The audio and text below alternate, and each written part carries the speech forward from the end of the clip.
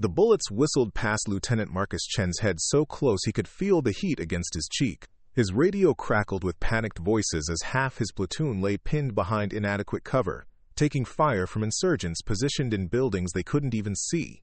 The mission had gone sideways in the worst possible way, and his best marksmen were either wounded or trapped in positions where they couldn't get a clear shot. That's when he heard the methodical crack, crack, crack of precision rifle fire from somewhere behind them, each shot followed by the distinct sound of enemy weapons falling silent. Someone was systematically eliminating the hostile positions with surgical accuracy that defied belief.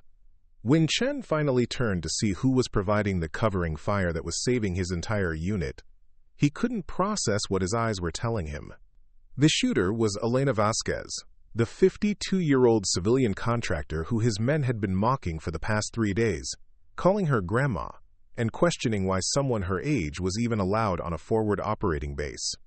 The same woman they'd dismissed as dead weight was now demonstrating marksmanship skills that would make Delta Force snipers envious. Before we jump back in, tell us where you're tuning in from, and if this story touches you, make sure you're subscribed, because tomorrow, I've saved something extra special for you. Elena Vasquez had been carrying secrets for 14 years. At 52, she appeared to be exactly what her employment documents claimed she was: a logistics coordinator for Meridian Defense Solutions, responsible for managing supply chains and equipment maintenance at Forward Operating Base Phoenix in eastern Afghanistan. Her weathered face and graying hair suggested someone who'd spent decades behind desks rather than in combat zones, and her quiet demeanor reinforced the impression that she was simply another civilian contractor earning hazard pay while staying safely behind the wire. But appearances lie when the truth would endanger the mission, and Elena's real background was locked away in classified files that required clearances most people would never possess. For 18 years, Elena had been Staff Sergeant Elena Vasquez, United States Army Special Operations, attached to units that didn't appear on official rosters, and conducted missions that never made it into after-action reports. She hadn't been a door kicker or a direct action specialist. Instead, she'd been something far more dangerous and infinitely more valuable: a precision marksman whose job was to provide overwatch for special operations teams operating in hostile territory, where a single missed shot could compromise entire missions and get everyone killed. Her specialty had been what the military euphemistically called surgical strikes, eliminating high-value targets from distances that made traditional engagement impossible, and providing precision fire support that allowed special operations teams to complete their objectives without leaving witnesses or evidence.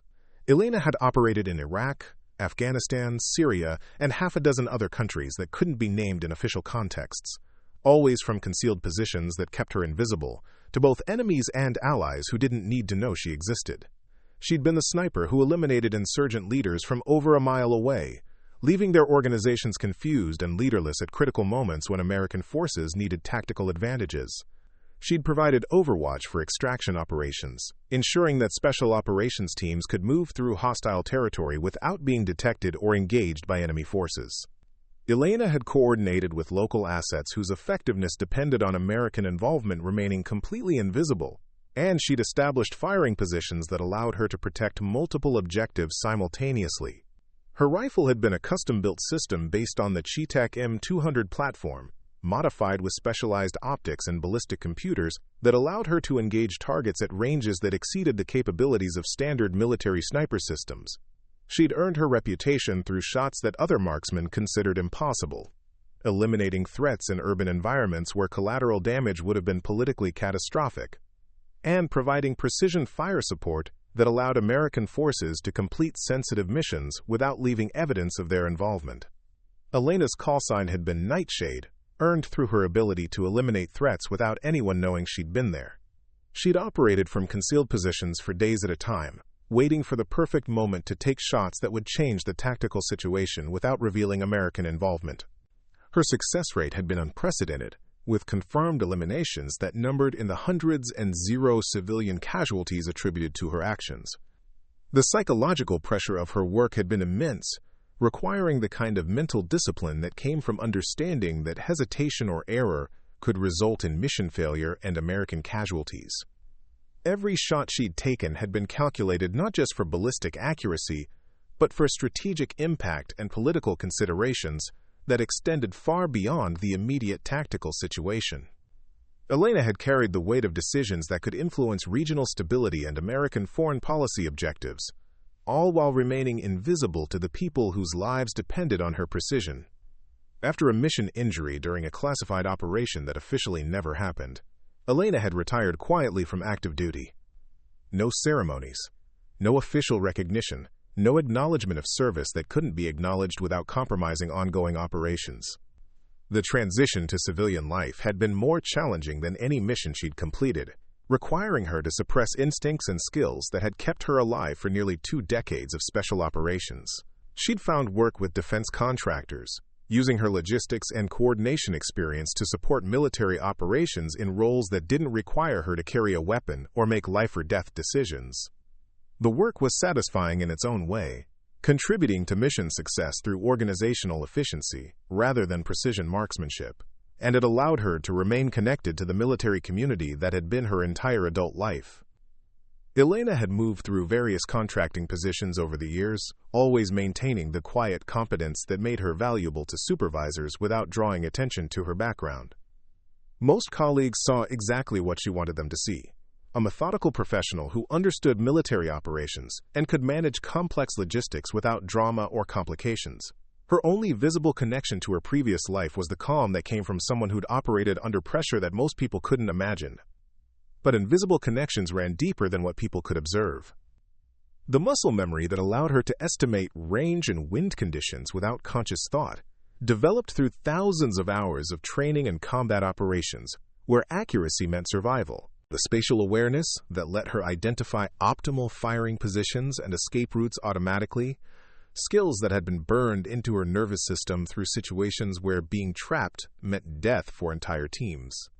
Recognition patterns that identified threats and opportunities faster than conscious analysis. Instincts that had been honed through operations where split-second decisions determined mission success or catastrophic failure. Elena carried those abilities like scars, invisible to casual observers but permanent reminders of who she'd been when being that person had mattered more than anything else in the world.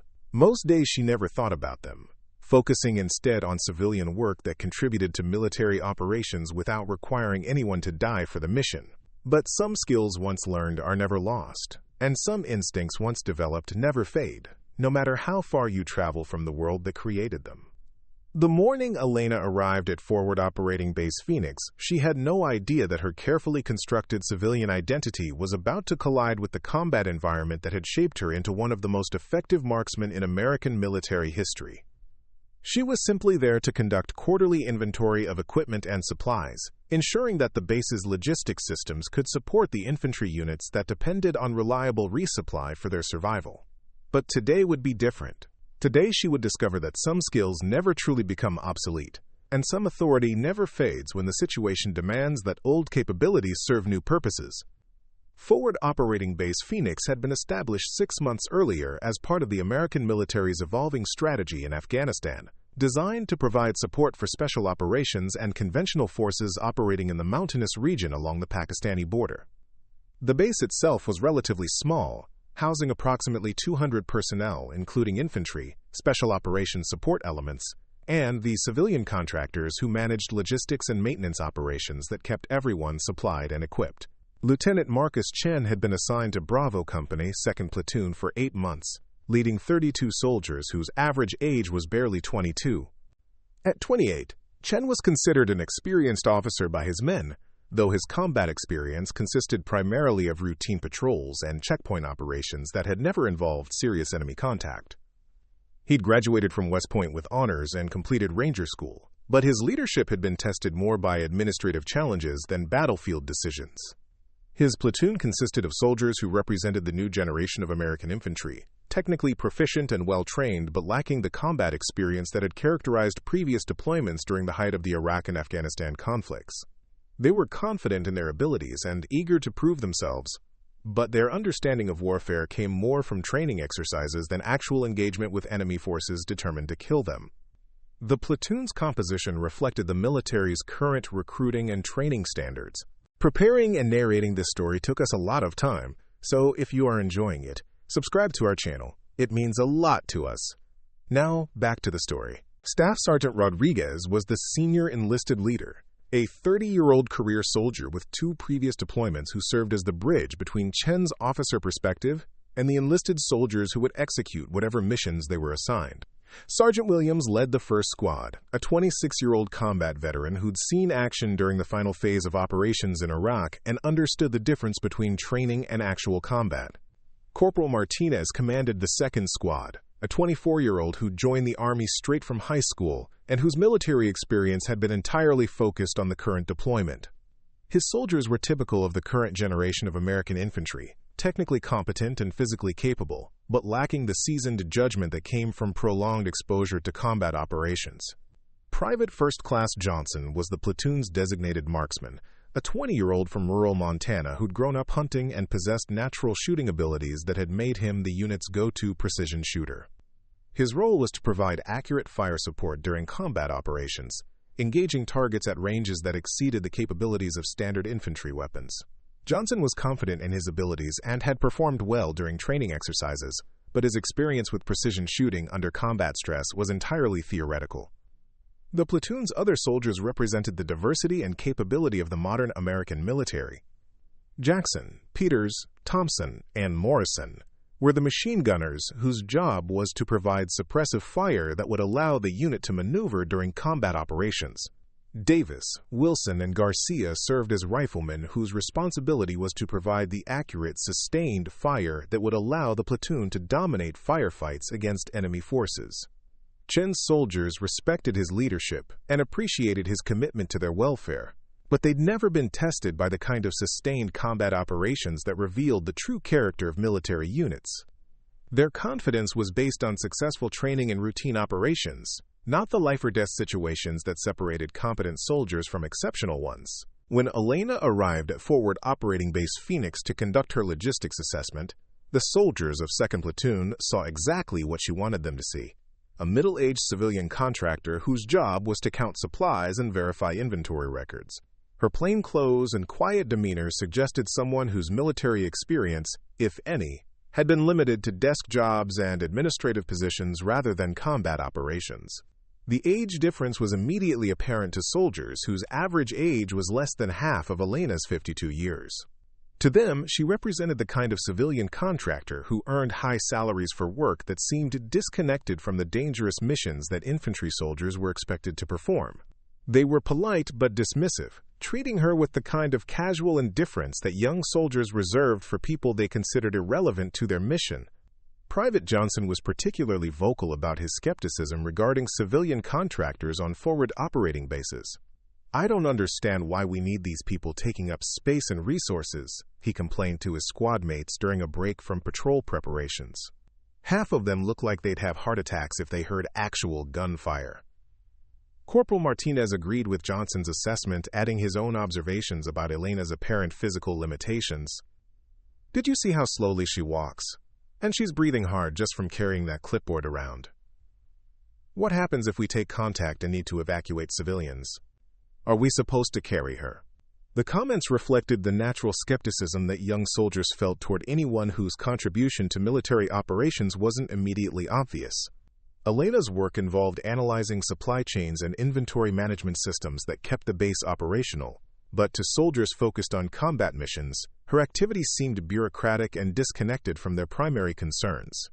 Staff Sergeant Rodriguez attempted to moderate his soldiers' criticism, understanding that civilian contractors played important roles in military operations, even when those roles weren't visible to personnel focused on tactical missions.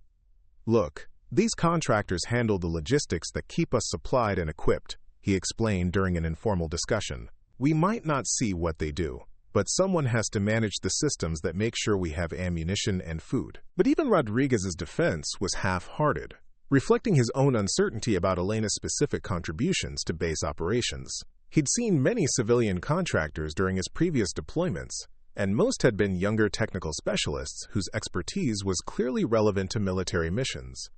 Elena's role seemed more administrative, and her age suggested someone whose military knowledge, if any, was outdated by current operational standards. Lieutenant Chen maintained professional courtesy in his interactions with Elena, understanding that civilian contractors were an integral part of modern military operations and that their cooperation was essential for base efficiency. But privately, he shared some of his soldiers' concerns about having older civilian personnel on a forward operating base, where security situations could develop rapidly and require immediate response from everyone present. The cultural disconnect between Elena's generation and the current generation of soldiers was evident in subtle ways that reinforced their mutual misunderstanding. Elena's quiet competence and methodical approach to her work contrasted with the energetic confidence that characterized the younger soldiers, creating an impression that she was slow and overly cautious rather than experienced and thorough.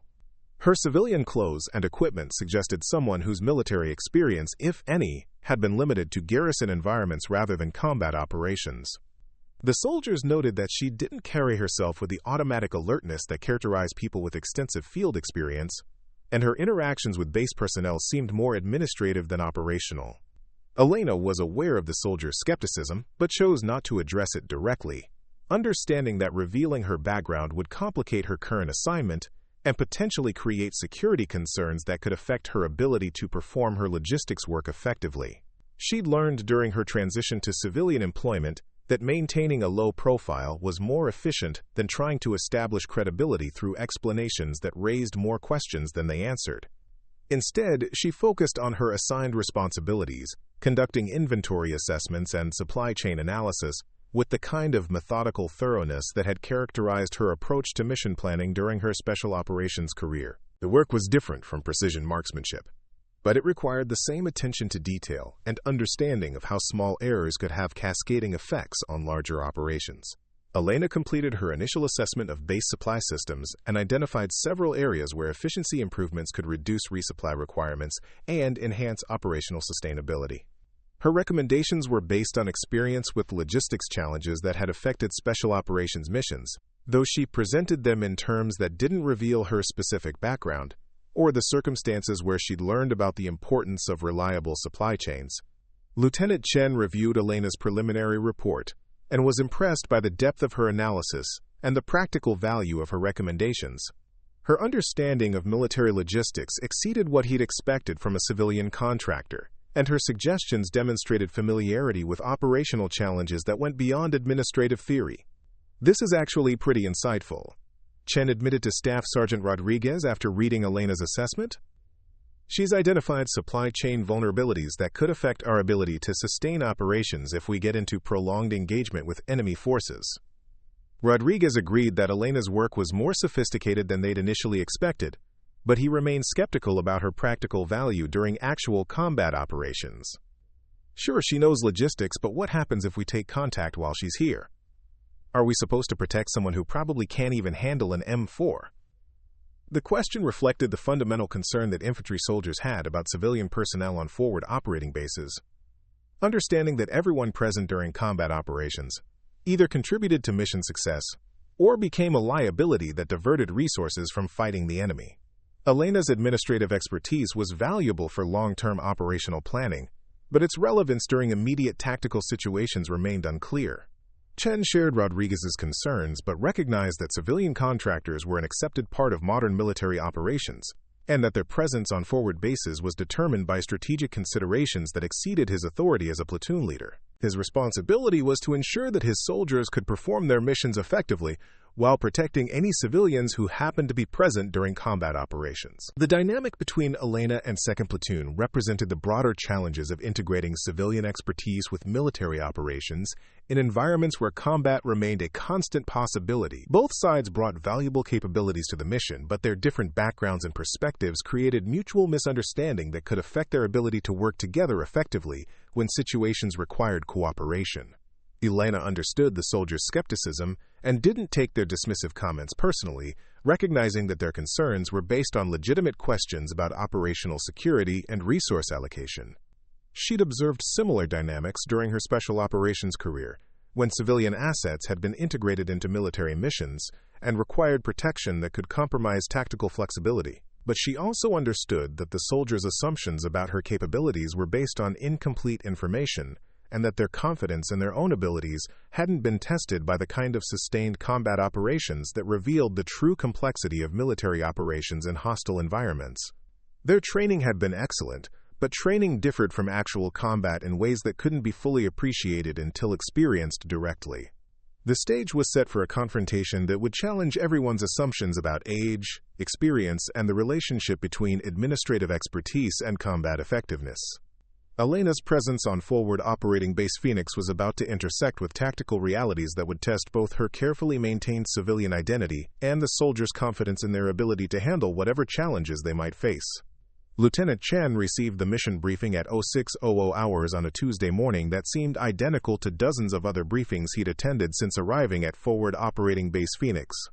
The intelligence reports indicated increased insurgent activity in the Coast Valley, approximately 15 kilometers from the base, where American forces needed to establish a temporary observation post that could monitor suspected weapons smuggling routes along the Pakistani border. The mission parameters appeared straightforward based on previous operations in the region. 2nd Platoon would transport to the designated area, establish overwatch positions on elevated terrain that provided visual coverage of the smuggling routes, and maintain surveillance for 72 hours while gathering intelligence about insurgent movement patterns and supply operations. Major Harrison, the base commander, emphasized the routine nature of the assignment during his briefing to the platoon leaders. "This is standard reconnaissance and surveillance," Harrison explained, indicating positions on the topographical map that showed the intended area of operations. "Intelligence suggests minimal enemy presence in the immediate area, and your primary mission is information gathering rather than direct engagement." Chen studied the terrain features and noted that the observation positions offered excellent visibility of the target area while providing natural concealment for his soldiers. The elevated ridgeline would allow his designated marksmen to cover the entire valley, and multiple escape routes were available if the tactical situation required rapid withdrawal from the area. Staff Sergeant Rodriguez reviewed the logistical requirements and confirmed that the platoon had sufficient supplies for the extended observation mission. Food, water, ammunition, and communication equipment had been allocated according to standard procedures for operations of this duration and scope. The soldiers were experienced with similar missions and understood their individual responsibilities during extended surveillance operations. The intelligence brief indicated that insurgent activity in the region consisted primarily of small groups moving supplies rather than organized military units capable of sustained combat operations. Previous American patrols in the area had encountered minimal resistance, and the local population was considered neutral rather than actively hostile to American forces. Chen felt confident about the mission based on his soldiers' training and their previous experience with similar operations. His platoon had conducted reconnaissance missions in comparable terrain, and their performance had consistently met operational standards. The soldiers were well-trained, properly equipped, and familiar with the procedures required for successful surveillance operations. But military intelligence is always incomplete, and enemy capabilities are often underestimated by analysts who base their assessments on historical patterns rather than current realities. The insurgent forces operating in the Coast Valley had spent months preparing for exactly this kind of American operation, establishing concealed positions and coordinating with regional networks that could provide reinforcement when opportunities arose to engage American forces. Elena learned about the mission through routine logistics channels, as civilian contractors were typically informed about operations that might affect base security and supply requirements. Her role during the platoon's absence would be to continue her inventory assessment and ensure that resupply operations could support the soldiers when they returned from their mission.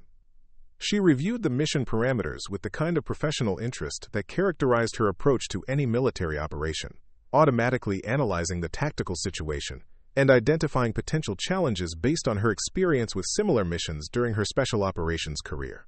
The terrain offered excellent observation positions, but it also provided concealment for enemy forces that could establish ambush positions without being detected by American surveillance.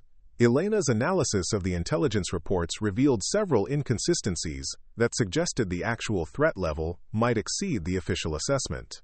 Recent insurgent activity in adjacent areas indicated coordination and planning that exceeded the capabilities of small smuggling groups, and the timing of increased activity suggested that enemy forces were preparing for operations that required better organization than typically associated with opportunistic attacks.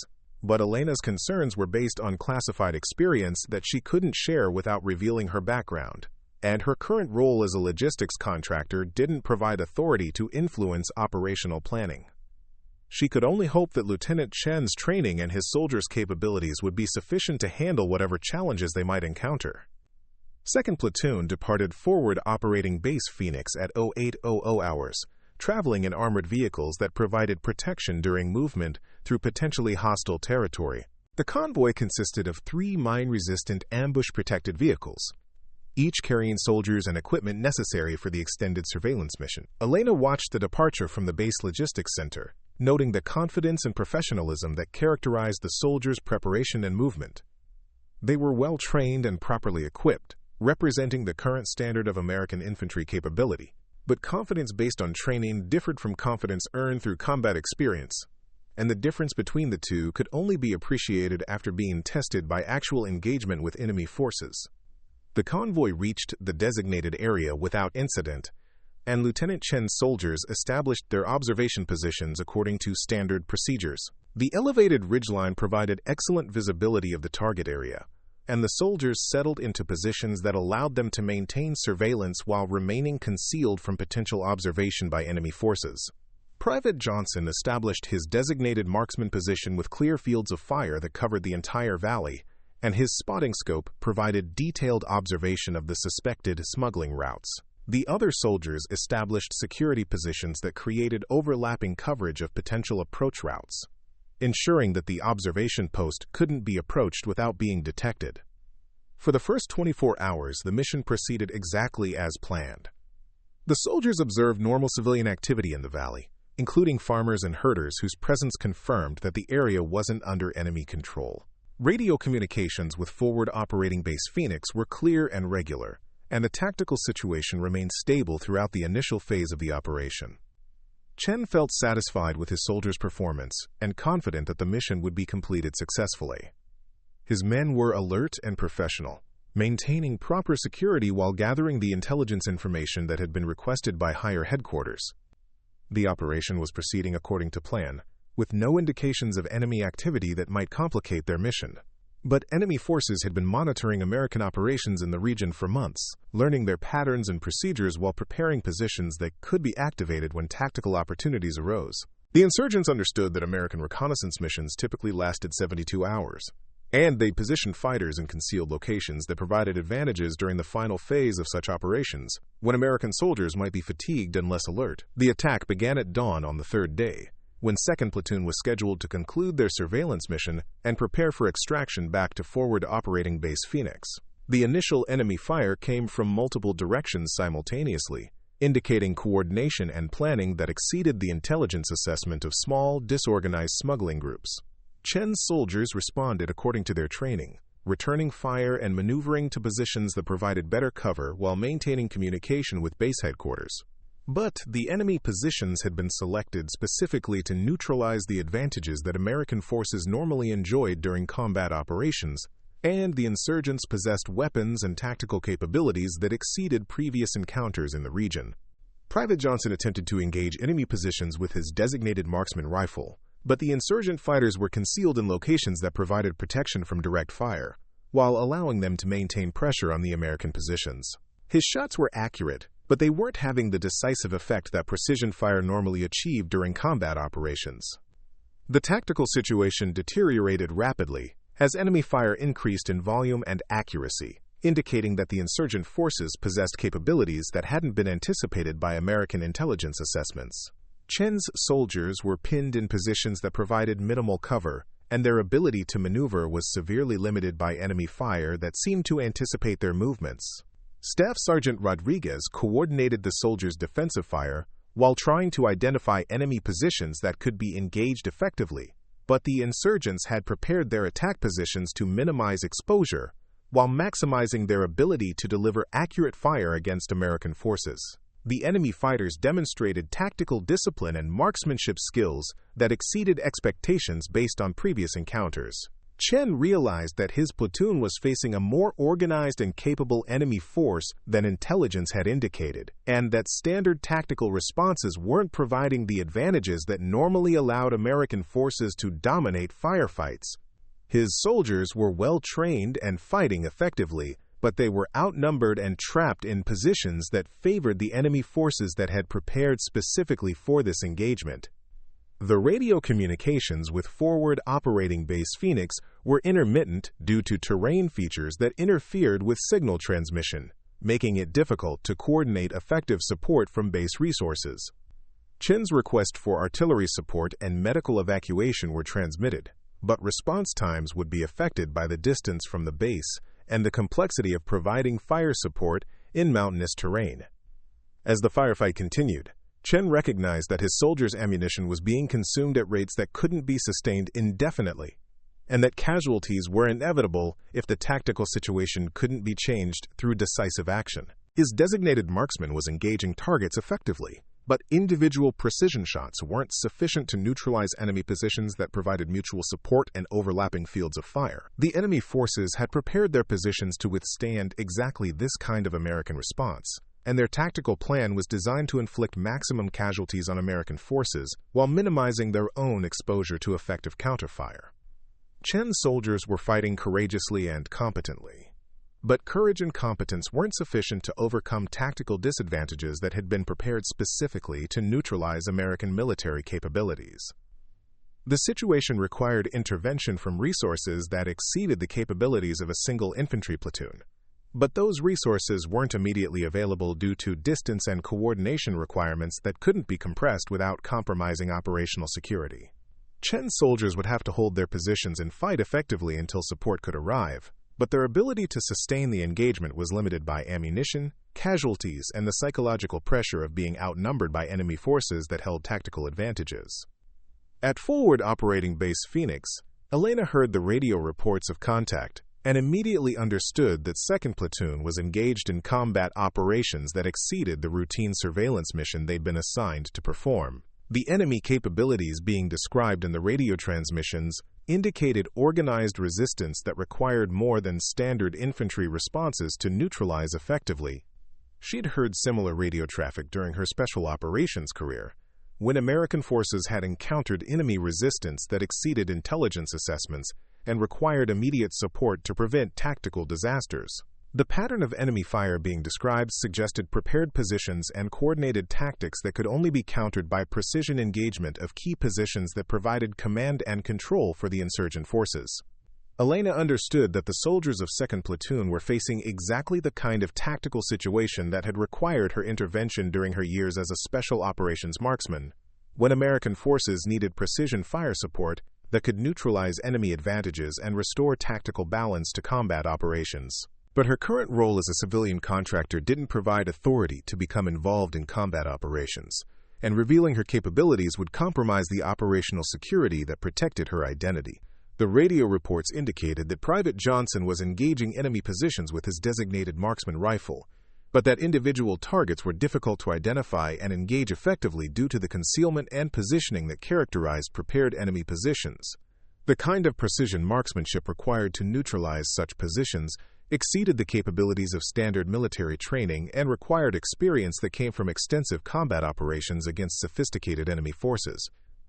Elena made a decision that would change everything for both her and the soldiers who were fighting for their lives in positions that favored their enemies. She gathered her personal equipment, including items that weren't part of her official logistics gear, and prepared to provide the kind of support that she'd delivered during 18 years of special operations when American lives depended on capabilities that exceeded normal military resources. Some skills never fade when lives depend on their application, and some expertise transcends official roles when the situation demands that old capabilities serve new purposes. Elena was about to discover whether 14 years of civilian life had diminished the abilities that had made her one of the most effective precision marksmen in American military history, and whether her carefully maintained secret identity could survive the kind of exposure that came from demonstrating skills that few people possessed. Elena moved through Forward Operating Base Phoenix with the deliberate efficiency of someone who understood that time measured in minutes could determine whether soldiers lived or died. The personal equipment she retrieved from recorders included items that weren't part of standard logistics contractor gear, components of a system she'd maintained for 14 years despite having no official reason to possess such capabilities. The rifle case contained a weapon that existed in no official registry, a custom-built precision system based on the Accuracy International platform that had been modified according to specifications she developed during her final years of active service. The rifle itself was unremarkable in appearance, but its internal components represented decades of refinement and personal modification that had created a system capable of performance that exceeded military standard equipment. The optics were similarly customized, incorporating ballistic computers and environmental sensors that allowed for precision engagement at ranges that challenged the theoretical limits of small arms effectiveness. Elena had maintained and upgraded these components throughout her civilian career, understanding that skills requiring such sophisticated equipment would deteriorate without regular practice and proper maintenance. Her ammunition was hand-loaded according to specifications that reflected years of testing and refinement, each cartridge manufactured to tolerances that exceeded military standards and optimized for the specific characteristics of her rifle system. The precision required for extreme-range marksmanship demanded consistency that could only be achieved through personal attention to every component that affected ballistic performance.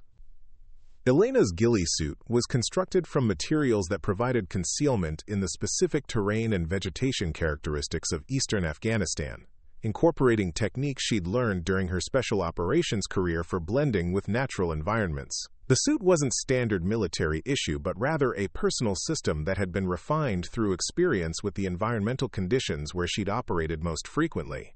The rangefinder and environmental monitoring equipment allowed her to calculate ballistic solutions for shots that required compensation for factors that affected bullet trajectory over extreme distances. Wind speed and direction, temperature, humidity, and barometric pressure all influenced the path of projectiles traveling over distances measured in hundreds of meters, and accurate measurement of these variables was essential for precision engagement. Elena's spotting scope provided magnification and clarity that allowed her to identify targets and assess tactical situations from distances that kept her position concealed while maintaining visual contact with areas where her intervention might be required. The scope's reticle incorporated range estimation capabilities that complemented her rangefinder and provided backup systems for calculating engagement parameters. As she prepared her equipment, Elena could hear the radio communications from 2nd Platoon growing more urgent as their tactical situation continued to deteriorate.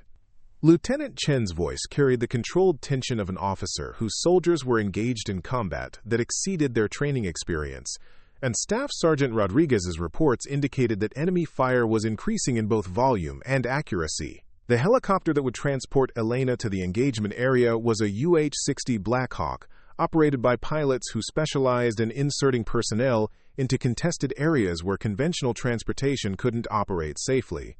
The crew chief had been briefed only that they were transporting a civilian contractor who possessed specialized capabilities relevant to the current tactical situation, and that operational security required minimal discussion of her background or mission parameters. Elena's insertion point was selected based on terrain analysis that identified positions offering optimal fields of fire while providing concealment and multiple escape routes if her position became compromised by enemy forces. The location was approximately 800 meters from the area where 2nd Platoon was engaged, a distance that would allow her to observe the tactical situation and identify targets without being detected by enemy forces focused on the immediate firefight.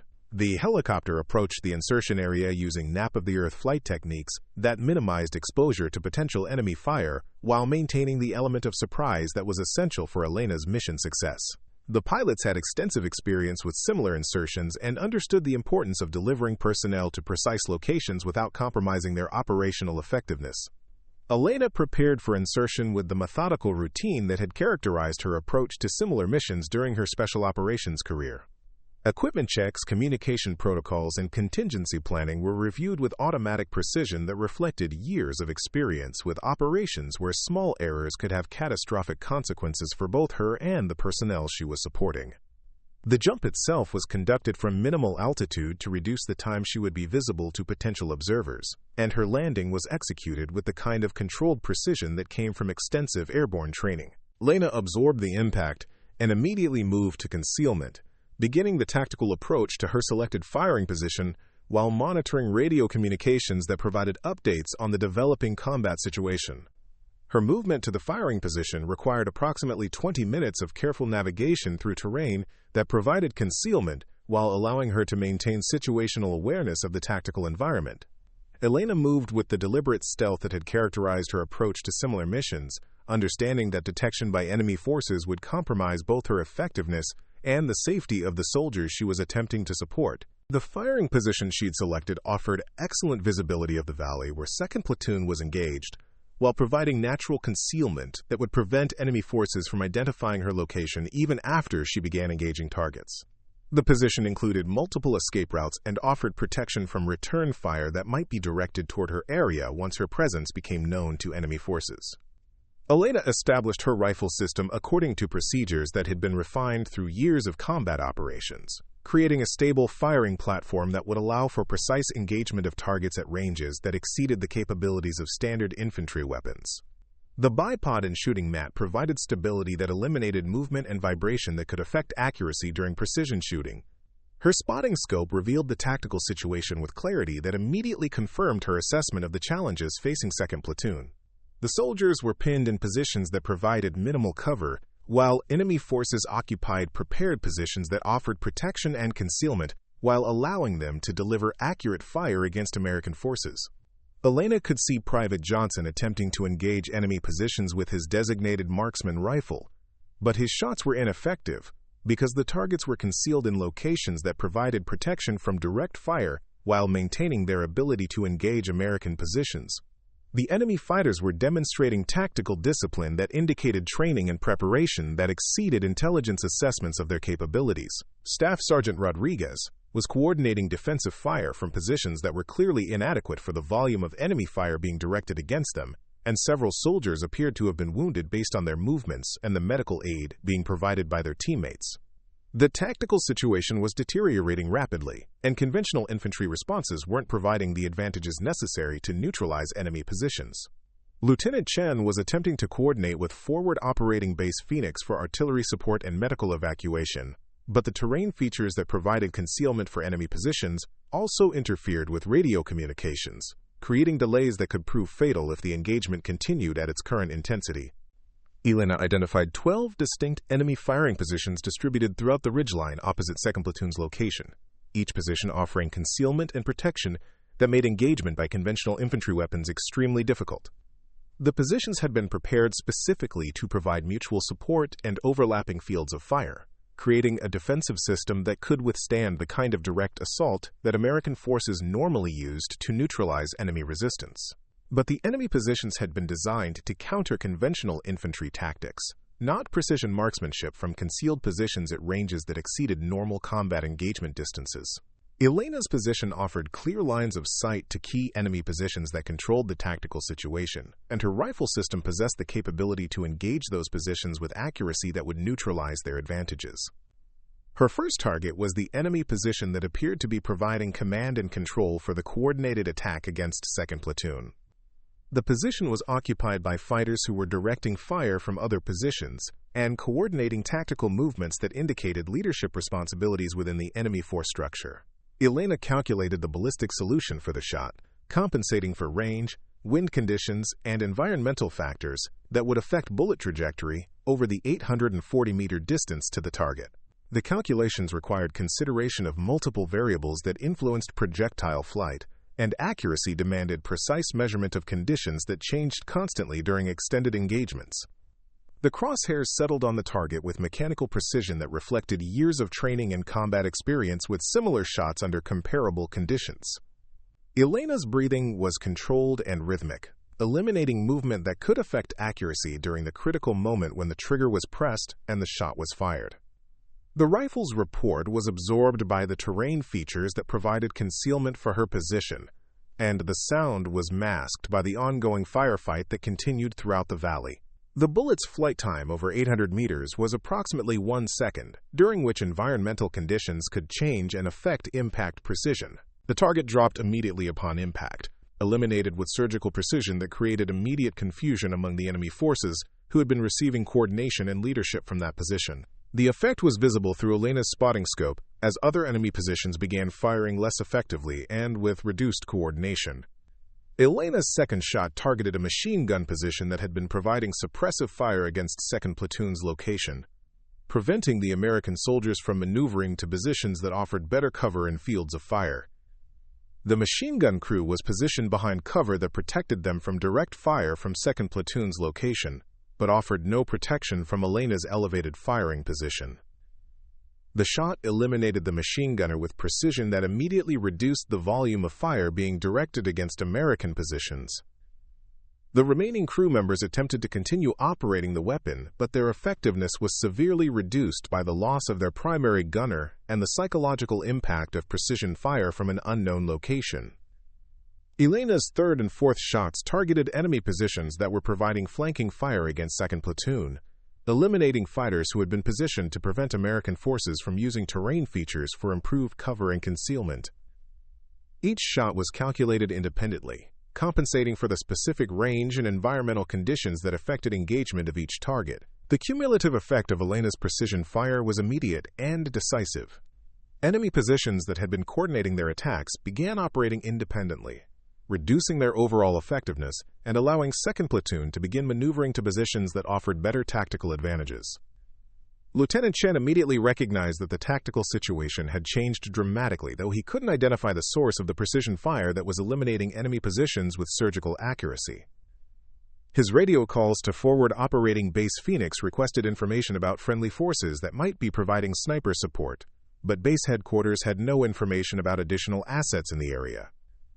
Private Johnson observed the effects of the precision fire through his designated marksman scope and recognized immediately that the marksmanship being demonstrated exceeded his own capabilities by significant margins. The shots were being taken at ranges and under conditions that challenged the theoretical limits of small arms effectiveness, and the accuracy being achieved was beyond anything he'd witnessed during his military training. Staff Sergeant Rodriguez coordinated his soldiers' movement to improved positions while maintaining radio contact with Lieutenant Chen about the changing tactical situation. The enemy fire that had been pinning them in inadequate cover was decreasing in both volume and accuracy, allowing them to establish defensive positions that provided better protection and fields of fire. Elena continued engaging enemy positions with methodical precision, eliminating fighters who occupied key positions that controlled fields of fire and provided coordination for the attack against American forces. Each shot was selected based on tactical analysis that identified targets whose elimination would have maximum impact on enemy capabilities and coordination. Her 5th shot eliminated a sniper who had been engaging 2nd Platoon from a concealed position that provided excellent visibility of American positions while offering protection from return fire. The enemy sniper had been effective at preventing American movement and had wounded at least one soldier before Elena's intervention neutralized the threat. The 6th and 7th shots targeted enemy positions that were providing covering fire for fighters attempting to maneuver closer to 2nd Platoon's location. Elena's intervention prevented the enemy force from executing tactical movements that would have allowed them to overrun American positions through coordinated assault. Elena's 8th shot eliminated an enemy fighter who was coordinating radio communications between different positions, disrupting the command and control that had enabled the coordinated attack against 2nd Platoon. The loss of communication coordination further reduced enemy effectiveness and tactical cohesion. The enemy forces began withdrawing from their positions as the precision fire continued to eliminate key personnel and disrupt their tactical coordination. The fighters who remained were operating independently without the leadership and coordination that had enabled their initial tactical advantages. Elena's 9th and 10th shots targeted enemy positions that were attempting to establish covering fire for the withdrawal, ensuring that enemy forces couldn't establish new defensive positions that would allow them to resume effective engagement against American forces. Lieutenant Chen coordinated his soldiers' pursuit of the withdrawing enemy forces while maintaining communication with Forward Operating Base Phoenix about the tactical situation and the mysterious sniper support that had enabled their tactical success. The precision fire had eliminated at least 10 enemy fighters and disrupted the coordination that had enabled the attack against his platoon. Private Johnson continued observing the area through his designated marksman scope, attempting to identify the location from which the precision fire was being delivered. The shots appeared to be coming from an elevated position several hundred meters from the immediate combat area, but he couldn't identify the specific location or the shooter who was providing such effective support. Staff Sergeant Rodriguez organized medical aid for the soldiers who had been wounded during the engagement while coordinating with helicopter medical evacuation that was being arranged through Forward Operating Base Phoenix. The tactical situation had stabilized sufficiently to allow medical helicopters to operate in the area without excessive risk from enemy fire. Elena observed the tactical situation through her spotting scope and confirmed that enemy forces were withdrawing from the area without attempting to establish new positions that could threaten 2nd Platoon. Her intervention had been successful in neutralizing the tactical advantages that had enabled the enemy attack and allowed American forces to regain control of the engagement.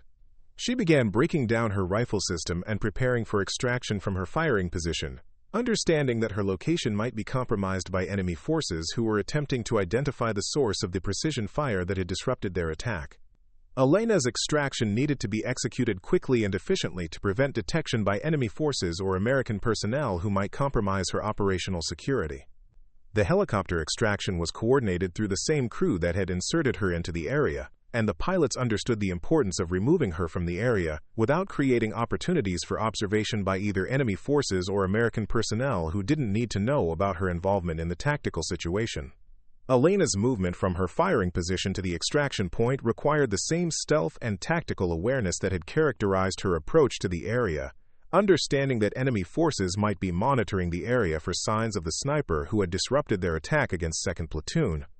The extraction itself was executed with minimal exposure time and maximum operational security, ensuring that Elena's presence in the area remained undetected by personnel who didn't possess appropriate security clearances or operational need to know about her capabilities and involvement.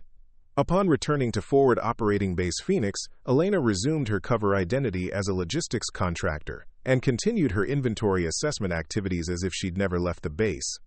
Her equipment was secured in locations that wouldn't attract attention from base personnel who might question why a civilian contractor possessed such sophisticated capabilities. The radio communications from 2nd Platoon indicated that they'd successfully repelled the enemy attack and were preparing for extraction back to Forward Operating Base Phoenix. Lieutenant Chen's reports described the engagement as a significant tactical success that had been enabled by precision sniper support from an unknown friendly force. Major Harrison coordinated the extraction of 2nd Platoon while attempting to identify the source of the sniper support that had enabled their tactical success. His inquiries to higher headquarters revealed no information about additional assets that had been deployed to support the mission, creating questions about the identity and capabilities of whoever had provided such effective precision fire. Elena monitored the radio communications while maintaining her civilian contractor activities, understanding that the success of her intervention depended on maintaining operational security that protected both her identity and the circumstances of her involvement in combat operations that officially hadn't involved civilian personnel. 2nd Platoon's return to Forward Operating Base Phoenix was scheduled for late afternoon, allowing time for medical evacuation of wounded personnel and coordination of intelligence information gathered during the engagement. The soldiers would require debriefing about their combat experience and the precision sniper support that had enabled their tactical success. Elena understood that her interaction with 2nd Platoon upon their return would require careful management of information that couldn't be shared without compromising operational security. The soldiers would be curious about the identity of the sniper who had provided such effective support, but their questions couldn't be answered without revealing information that exceeded their security clearances. The tactical success achieved through Elena's intervention had prevented casualties that would have resulted from continued enemy pressure against 2nd Platoon's inadequate positions. But the official reports would need to account for the sniper support without identifying the source or compromising ongoing operational security requirements. Elena's return to her civilian contractor role represented the kind of seamless transition between identities that had characterized her special operations career, when mission requirements had demanded the ability to operate under cover identities that protected both her and the missions she supported. The precision marksmanship she demonstrated during the engagement confirmed that 14 years of civilian life hadn't diminished the capabilities that had made her one of the most effective special operations marksmen in American military history, and that her skills remained available when tactical situations required intervention that exceeded conventional military resources. But the success of her intervention also created new challenges related to maintaining operational security while operating in environments where her capabilities might be needed again for situations that couldn't be handled through conventional military resources. Elena's cover identity as a logistics contractor provided excellent operational security, but it also limited her ability to provide overt support for military operations that could benefit from her expertise.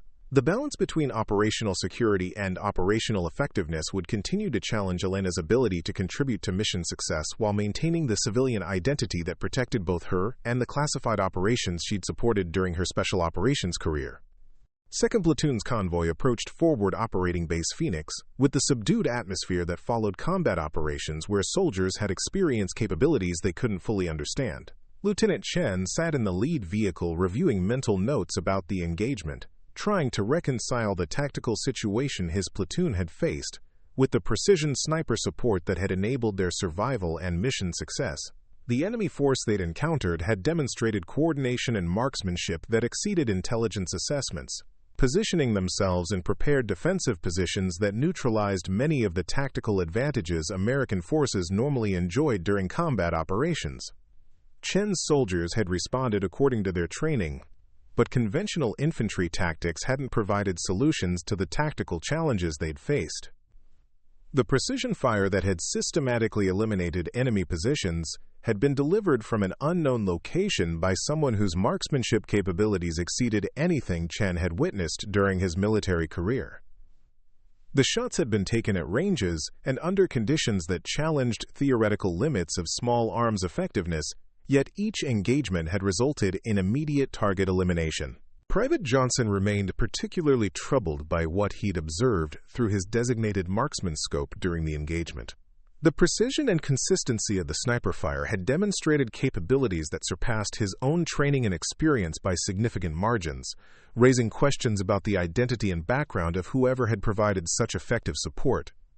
Staff Sergeant Rodriguez had coordinated his soldiers' tactical response to the changing situation as enemy positions were systematically neutralized by the unknown sniper, but he couldn't explain how friendly forces had been positioned to provide such effective support without his knowledge or that of Lieutenant Chen. The convoy's approach to the base checkpoint was routine, but Chen noticed that base security personnel seemed unusually interested in their return, suggesting that word of their combat engagement had already reached Forward Operating Base Phoenix through radio communications and intelligence reports. Major Harrison was waiting at the base operations center when the convoy arrived, prepared to conduct immediate debriefing sessions that would gather intelligence information about the enemy capabilities they'd encountered and the circumstances surrounding the sniper support that had enabled their tactical success. Elena observed the platoon's return from the logistics center, where she'd been conducting inventory assessments since returning from her morning helicopter maintenance flight. Her civilian contractor activities provided perfect cover for monitoring the soldiers' return while maintaining the operational security that protected her involvement in their combat operations. She noted the subdued demeanor that characterized soldiers who'd experienced combat that challenged their understanding of their own capabilities and limitations. The engagement had been their first exposure to enemy forces that possessed tactical sophistication and marksmanship skills that exceeded their training expectations. Elena understood that the soldiers would be processing their experience while trying to understand how they'd received support from capabilities that weren't supposed to exist in their area of operations. Their questions about the identity of their unknown supporter couldn't be answered without compromising operational security that protected both her current cover identity and the classified operations she'd supported during her special operations career. Lieutenant Chen's debriefing with Major Harrison focused on the tactical situation his platoon had encountered and the precision sniper support that had enabled their successful withdrawal from enemy contact. Chen's description of the engagement emphasized the coordination and preparation that had characterized enemy positions, suggesting intelligence failures that had underestimated insurgent capabilities in the region. But Chen's most detailed observations concerned the unknown sniper, whose intervention had changed the tactical dynamics of the engagement. The precision fire had been delivered from an elevated position several hundred meters from the immediate combat area, demonstrating marksmanship capabilities that exceeded standard military training and suggested specialized background that went beyond conventional infantry experience. Major Harrison's questions focused on identifying the source of the sniper support, understanding that no additional American assets had been deployed to the area according to official operational planning. The precision fire described by Chen and his soldiers suggested capabilities that required specialized equipment and extensive training that limited the number of personnel who could have provided such effective support. Elena's role during the debriefing sessions was limited to providing logistics information about equipment and supply usage during the mission, maintaining her cover identity, while avoiding discussions that might reveal her knowledge of tactical situations that exceeded her supposed civilian contractor experience. Private Johnson's account of the engagement included detailed observations about the marksmanship capabilities demonstrated by the unknown sniper, describing shot placement and target selection that indicated combat experience with precision engagements under similar tactical conditions. His analysis suggested that whoever had provided the support possessed capabilities that far exceeded his own designated marksman training. Staff Sergeant Rodriguez corroborated Johnson's observations, while adding his own assessment of how the precision fire had affected enemy coordination and tactical effectiveness. The systematic elimination of key positions had disrupted enemy command and control in ways that enabled 2nd Platoon to regain tactical initiative during the engagement. The debriefing sessions continued throughout the afternoon as intelligence personnel attempted to gather information that might identify the source of the sniper support while developing understanding of enemy capabilities that had exceeded previous assessments of insurgent forces operating in the region. Elena maintained her civilian contractor activities while monitoring the progression of debriefing sessions and intelligence analysis that focused on explaining tactical events that couldn't be fully understood without access to classified information about her background and capabilities. Major Harrison's inquiries to higher headquarters seeking information about possible special operations assets in the area produced no results that explained the precision sniper support 2nd Platoon had received. The official response indicated that no additional American forces had been deployed to support their mission, creating questions about the identity and authority of whoever had provided such effective assistance. Elena understood that the success of her intervention had created intelligence questions that couldn't be resolved without compromising operational security, but that the tactical benefits achieved through her support had prevented casualties and mission failure that would have had far more serious consequences than unexplained sniper assistance. The evening briefing for base personnel included Major Harrison's summary of 2nd Platoon's engagement and the tactical lessons learned from their encounter with enemy forces that had demonstrated capabilities exceeding intelligence assessments. Harrison's presentation emphasized the importance of maintaining readiness for enemy contact that could involve more sophisticated tactics and coordination than previous operations had encountered. Elena attended the briefing as part of her civilian contractor responsibilities, maintaining professional interest in operational developments that might affect base security and logistics requirements, while avoiding comments that might suggest military experience beyond her supposed administrative background. Private Johnson approached Elena after the briefing with questions that indicated his continuing curiosity about the sniper support his platoon had received. His informal conversation suggested that he'd been thinking about the marksmanship capabilities he'd observed, and wondering about the identity of whoever had provided such effective assistance. "Ma'am, I know you work with logistics and equipment," Johnson said, "but have you ever heard about special operations snipers operating in this region? The precision fire we received today was beyond anything I've seen, and I'm trying to understand what kind of training produces that level of capability." Elena's response was carefully measured to provide general information about military marksmanship capabilities without revealing specific knowledge that would compromise her operational security. "I understand that special operations personnel receive extensive training in precision shooting, but I don't have specific information about current deployments or capabilities in this region." Johnson persisted with questions that demonstrated his professional interest in marksmanship and his curiosity about capabilities that exceeded his own training and experience. "Ma'am, the shots we observed were taken at ranges exceeding 800 meters under combat conditions, with target elimination on every engagement. That level of precision requires equipment and training that goes beyond standard military programs." Elena appreciated Johnson's professional curiosity, but needed to redirect his questions without providing information that might compromise her cover identity or suggest knowledge that exceeded her supposed civilian contractor background. "Private, I imagine there are many military capabilities that exceed what gets discussed in general briefings. Your questions might be better directed to personnel with appropriate security clearances and operational knowledge." The conversation was interrupted by Corporal Martinez, who joined the discussion with his own observations about the tactical situation 2nd Platoon had faced and the precision support that had enabled their successful withdrawal from enemy contact. "That sniper saved our lives," Martinez said. "We were pinned down in positions that didn't provide adequate cover.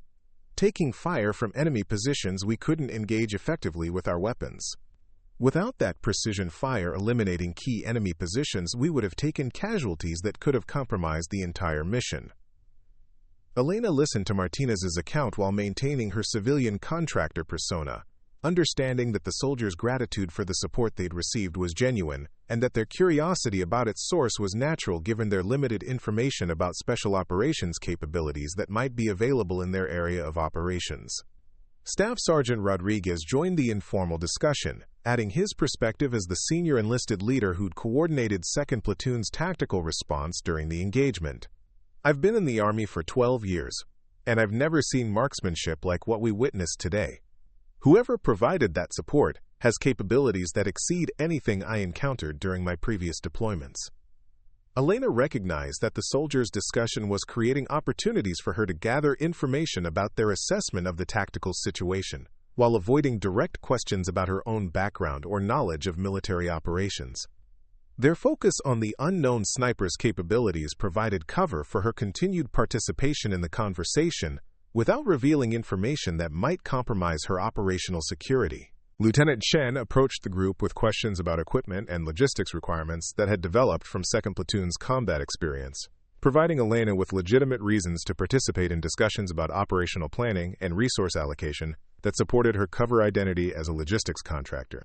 "Ma'am, our engagement today revealed some limitations in our current equipment loadout," Chen said. "We need better communication systems for coordination with supporting assets, and our designated marksman equipment needs upgrades that would improve our ability to engage targets at extended ranges." Elena's response incorporated general knowledge about military equipment capabilities while avoiding specific recommendations that might suggest specialized experience with precision marksmanship systems. "Lieutenant, I can research availability of communication upgrades through normal contracting channels, but equipment modifications would require approval through your chain of command and appropriate technical evaluation." The discussion continued with soldiers sharing their experiences and observations from the day's combat operations, while Elena maintained her role as a civilian contractor whose interest in their experiences was professional rather than personal. Her participation in the conversation provided opportunities to assess how effectively her intervention had achieved its tactical objectives, while maintaining operational security that protected her identity. Private Johnson's continued focus on marksmanship capabilities demonstrated his genuine professional interest in improving his own skills and understanding the level of expertise that had been demonstrated during their engagement. His questions about training and equipment reflected the kind of curiosity that characterized dedicated soldiers who wanted to improve their capabilities and contribute more effectively to their unit's mission success. Elena appreciated Johnson's dedication and recognized his potential for development as a precision marksman, understanding that his current limitations were primarily due to insufficient training opportunities rather than lack of natural ability or motivation. But providing specific guidance about marksmanship techniques would require revealing knowledge that exceeded her supposed civilian contractor background. The informal discussion gradually dispersed as soldiers returned to their individual responsibilities, and Elena resumed her logistics contractor activities, understanding that maintaining her cover identity required consistent demonstration of administrative competence without suggesting military experience that might raise questions about her background. Major Harrison's evening intelligence brief to base personnel included preliminary analysis of 2nd Platoon's engagement and initial assessments of enemy capabilities that had been demonstrated during the combat operations. The briefing emphasized increased readiness requirements and enhanced security measures that would be implemented to address the elevated threat level indicated by enemy tactical sophistication. Elena attended the briefing as part of her civilian contractor responsibilities, while monitoring information about intelligence assessments and operational changes that might affect her ability to maintain her cover identity and continue providing covert support when tactical situations required her intervention.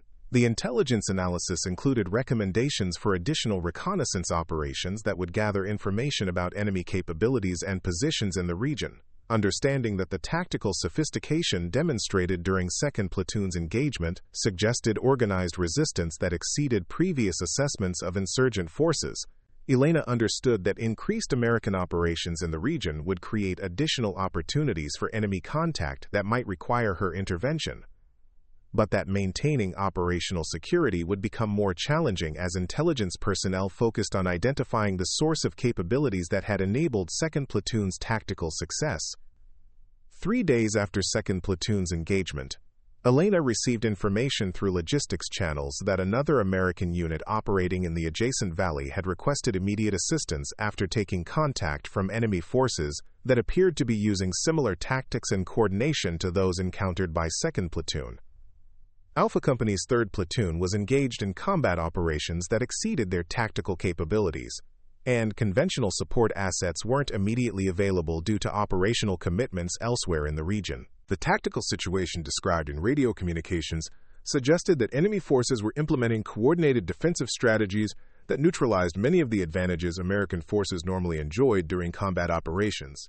Elena analyzed the tactical situation based on radio communications and intelligence reports, understanding that the enemy capabilities being described indicated organized resistance that could only be countered effectively through precision engagement of key positions that provided command and control for insurgent forces.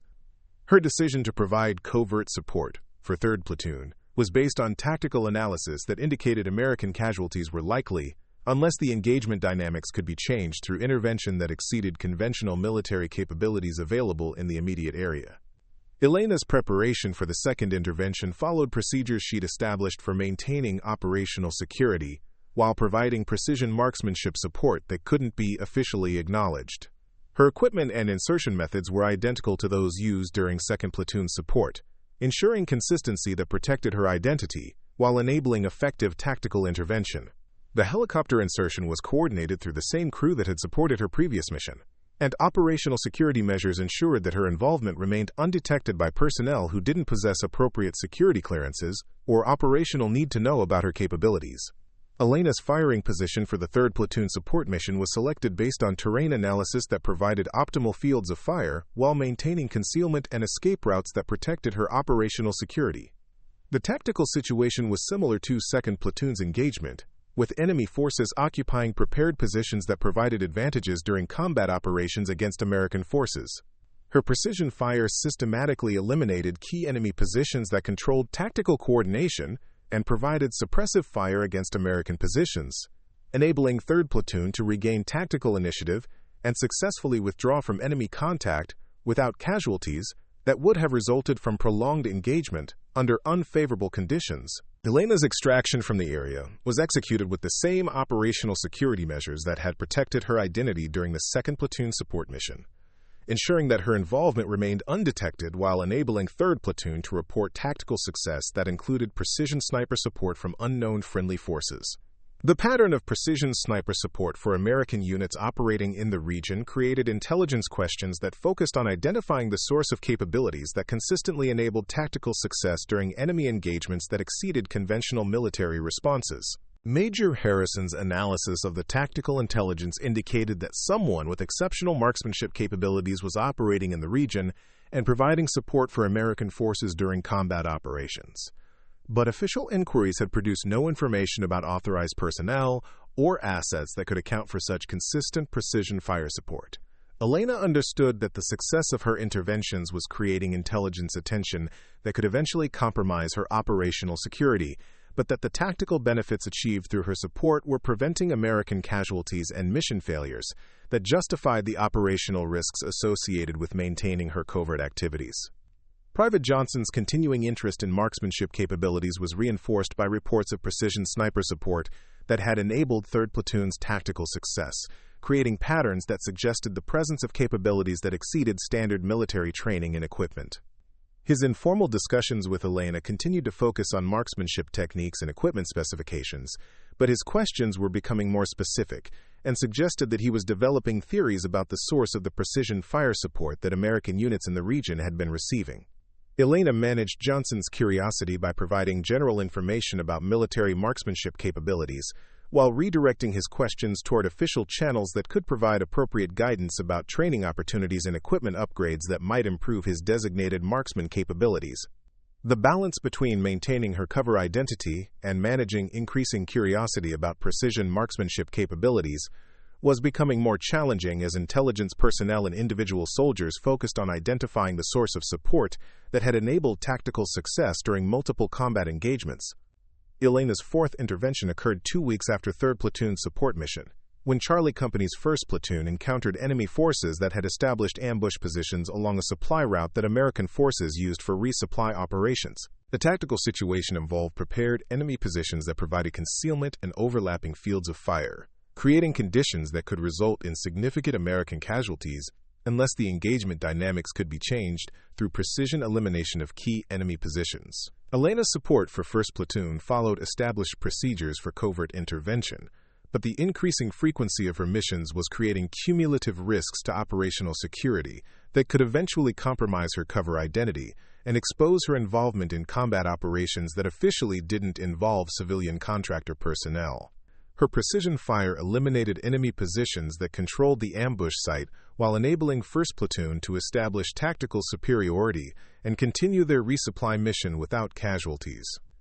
The intervention was tactically successful, but it reinforced intelligence patterns that focused attention on identifying the source of precision marksmanship capabilities that consistently supported American operations in the region.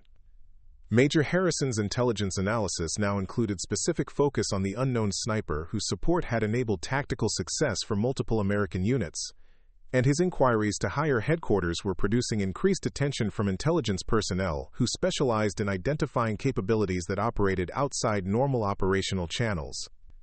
Elena understood that continued covert support for American units would eventually compromise her operational security, but that tactical situations continued to develop that required her intervention to prevent casualties and mission failures that would have strategic consequences beyond the immediate combat engagements. The tension between operational security and tactical effectiveness was approaching a resolution point, where Elena would need to choose between maintaining her cover identity and continuing to provide support that saved American lives during combat operations that exceeded conventional military capabilities. Private Johnson's investigation of marksmanship capabilities had evolved from casual curiosity to focused research that included analysis of ballistic evidence and tactical patterns associated with the precision fire support American units had been receiving. His conclusions were approaching accuracy that could compromise Elena's operational security if his theories gained attention from intelligence personnel. Elena recognized that Johnson's dedication to understanding marksmanship excellence represented the kind of professional development that characterized exceptional soldiers, but that his investigation was creating risks to her operational security that might require direct intervention to manage effectively. Her decision to reveal her identity to Johnson was based on assessment that his discretion and professional integrity would protect operational security while enabling her to continue providing tactical support that prevented American casualties during combat operations that required capabilities exceeding conventional military resources. Elena approached Johnson during an evening when base activities provided opportunities for private conversation without attracting attention from personnel who might compromise operational security through excessive curiosity about topics that exceeded their security clearances. Private Johnson, I understand you've been researching marksmanship capabilities that have been supporting American operations in this region, Elena said, her tone carrying authority that suggested knowledge beyond her supposed civilian contractor background. Your analysis has been quite thorough, and your conclusions are more accurate than you realize. Johnson's response indicated immediate recognition that Elena possessed knowledge about the precision fire support that had been enabling American tactical success, and his expression suggested that he was beginning to understand that her civilian contractor identity might not represent her complete background and capabilities. Elena continued her revelation with information that confirmed Johnson's theories about the marksmanship capabilities, while establishing her authority to discuss topics that exceeded normal civilian contractor knowledge. The precision fire you've observed has been delivered by someone with 18 years of special operations experience, using equipment and techniques that were developed through combat operations in multiple theaters where American lives depended on surgical elimination of key targets. Johnson's recognition of Elena's true identity was immediate and profound, understanding that the civilian contractor he'd been questioning about marksmanship capabilities was actually the source of the precision fire support that had saved his platoon and multiple other American units during combat operations that exceeded their. Elena's explanation of her background included sufficient detail to establish credibility, while maintaining operational security that protected classified information about specific missions and capabilities that couldn't be discussed without appropriate security clearances. Her revelation focused on establishing trust and ensuring Johnson's discretion, while enabling continued tactical support that prevented American casualties. Johnson's response demonstrated the kind of professional respect that characterized exceptional soldiers when they encountered capabilities that exceeded their own training and experience. His questions focused on learning opportunities and ways to improve his own marksmanship capabilities, rather than seeking classified information about Elena's specific background and operational history. Elena appreciated Johnson's professionalism and recognized his potential for development as a precision marksman, understanding that his natural abilities and dedication could be enhanced through guidance that drew on her experience without compromising operational security. Their ongoing mentorship relationship provided Elena with opportunities to contribute to Johnson's professional development while maintaining her cover identity and operational security. Johnson's discretion and maturity enabled Elena to continue providing covert tactical support while developing his capabilities as a designated marksman who could eventually provide similar support for American operations. The revelation of Elena's identity to Johnson created a partnership that enhanced American tactical capabilities while maintaining operational security that protected her background and continued effectiveness as a covert asset who could provide precision marksmanship support when conventional military resources were insufficient for tactical success. Elena's mentorship of Johnson included technical instruction about marksmanship techniques and equipment capabilities, but more importantly, it provided guidance about tactical judgment and professional responsibility that characterized exceptional military service. Her influence on his development contributed to American tactical capabilities while honoring the service that had defined her career. Johnson's growth under Elena's guidance represented the kind of professional legacy that transcended individual achievement, creating capabilities that would continue serving American interests long after Elena's direct involvement in combat operations. His development as a precision marksman honored both Elena's expertise and the military traditions that had shaped both of their careers. The partnership between Elena and Johnson demonstrated that experience and expertise could be transmitted across generations when circumstances allowed for mentorship relationships that respected both operational security and professional development. Their collaboration enhanced American tactical capabilities while maintaining the discretion that protected classified capabilities and operational methods. Elena's influence on Forward Operating Base Phoenix extended beyond her direct tactical interventions to include professional development that strengthened American military capabilities through knowledge transfer and mentorship that honored the traditions of exceptional military service.